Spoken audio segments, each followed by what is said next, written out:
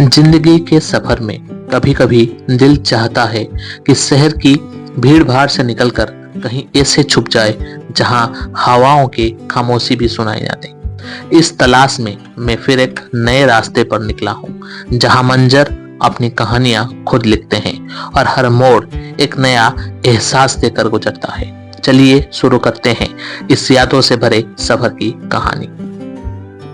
हाबलोक island से निकल के मैं अभी आके पहुंच गया हूँ नील आइलैंड में। और नील आइलैंड में मैं ये जंगल व्यू रिजॉर्ट पे रुका हूँ।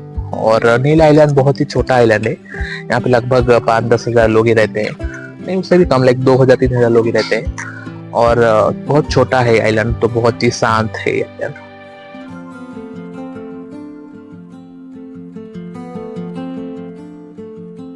अंडमान का छोटा सा स्वर्ग नील आइलैंड यानी शहीद द्वीप अपनी शांति, साफ पानी और बेमिसाल सनसेट के लिए फेमस है।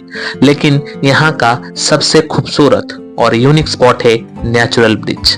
नेचुरल ब्रिज तक पहुंचने के लिए थोड़ा सा रॉक वॉक करना पड़ता है। पैरों के नीचे स्लिपरी पाथ और आसपास हवा का हल्का सा ठहराव और समुंदर की गरज, ये सब मिलकर एक एडवेंचर जैसा फील देते हैं।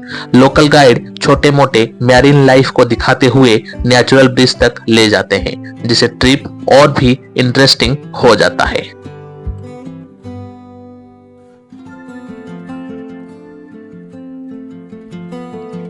नील आइलैंड पहुंचने के बाद सबसे पहले मैं लक्ष्मणपुर बीच का नेचुरल ब्रिज घूमने गया। उसके बाद मैं भरतपुर बीच चला गया, जो कि अपनी वाटर एक्टिविटीज के लिए बहुत ही फेमस है। मैं यहाँ पे जेट स्की और स्नॉर्कलिंग करने का मन बनाया था। मैं पहले कुछ देर के लिए जेट स्की किया, जो कि मुझे बहुत ही पसंद आया। उसके बाद मैं स्नॉर्कलिंग पॉइंट के पास पहुंच गया। मैं पहले भी एक बार हाबलोक आइलैंड में स्नॉर्कलिंग कर चुका था, लेकिन नील आइलैंड का क्रिस्टल क्लियर वाटर देखने के बाद मेरे को यहाँ पे फिर से एक बार स्नॉर्कलिंग करने का मन किया। इस बार स्नॉर्कलिंग में मुझे और बेहतरीन एक्सपीरियंस मिले, क्योंकि यहाँ का वाटर बहुत ही क्लियर था। सो मैरीन लाइफ का विजिबिलिटी बहुत ही अच्छा था।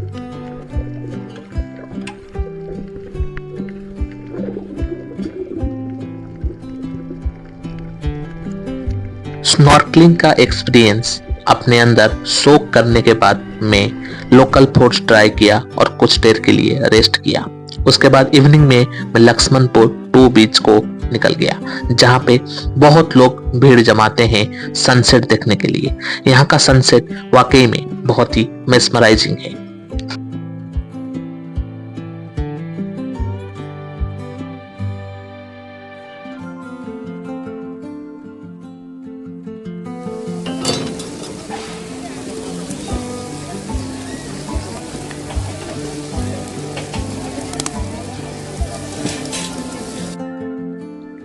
सनसेट पॉइंट के पास बहुत सारे सी फूड्स का दुकान है, जहाँ पे बहुत टेस्टी सी फूड मिलते हैं। मैं मेरे लिए एक फिश और एक रेड क्रैब मंगाया था, जो कि मुझे बहुत टेस्टी लगा, और इसी के साथ डे को एंड किया।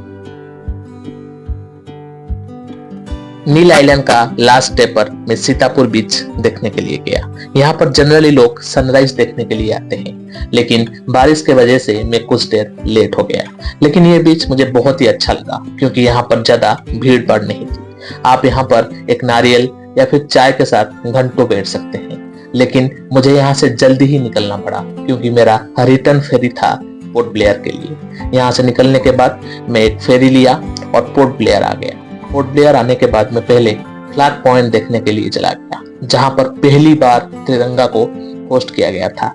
इसका बहुत ही हिस्टोरिकल सिग्निफिकेंस है। नेक्स्ट डे मैं सुबह मरीना पार्क से एक मोटर बोट लेकर रॉस आइलैंड और नॉर्थ बे आइलैंड जाने का प्लान किया था। नॉर्थ बे आइलैंड जनरली वाटर एक्टिविटीज के लिए फेमस है। मैं यहाँ पे कुछ वाटर एक्टिविटीज नहीं किया, क्योंकि मैं हाबलॉक और नील आइलैंड में ऑलरेडी बहुत सारे वाटर एक्टिविटी कर चुका था। इसीलिए मैं यहाँ पे फेमस लाइट हाउस देखने के लिए गया, जिसका तस्वीर आज भी 20 रुपया का नोट पे गए थे। लाइट हाउस का ऊपर से बहुत ही शानदार एरियल व्यू मिलता है पूरा पोर्ट ब्लेयर शहर का।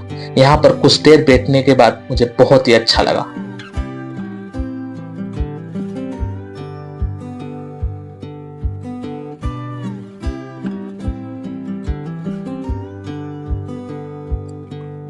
नॉर्थ बे आइलैंड से रॉस आइलैंड बोट से 20 से 25 मिनट लगता है, लेकिन जिस दिन मैं विजिट किया था उस दिन समुद्र बहुत ही ज्यादा आसान था, इसलिए मुझे और थोड़ा टाइम लग गया। कभी ब्रिटिश एरा का प्यारिस ऑफ द ईस्ट कहा जाने वाले रॉस आइलैंड, यानी कि आज का दिन का नेताजी सुभाष चंद्र बोस आइलैंड, अपनी टेढ़ी मेढ़ी रजादार दीवारों के बीच में वही कहानियां सुनाता है।